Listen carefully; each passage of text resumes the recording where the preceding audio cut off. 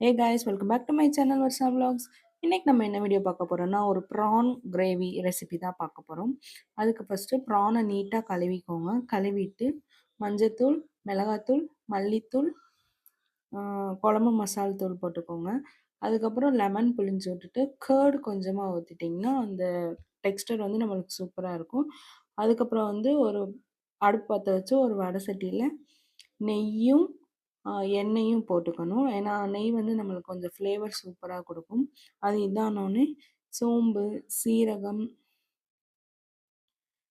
நல்லா மிக்ஸ் பண்ணிக்கணும். இன்னொரு சைடு வந்து சட்டி காயறதுக்குள்ள. அதுக்கப்புறம் நம்ம கிட்ட இருக்கிற இந்த பட்டை, அந்த இலை, கசகசா, ஏலக்காய் இதெல்லாம் நம்ம கொஞ்சம் கொஞ்சம் லைட்டாக கொஞ்சோன்னு போட்டால் போதும் ஃப்ளேவருக்காண்டி.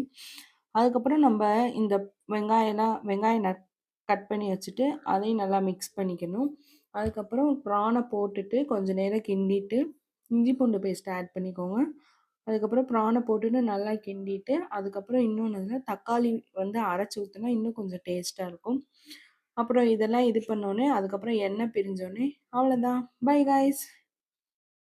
ப்ரான் வந்து சூப்பரா டேஸ்ட்டியா இருக்கும். சுட சுட சோறு வச்சு ரசம் ஊத்தி சாப்பிட்டா அல்டிமேட்டா இருக்கும். By guys. Please subscribe.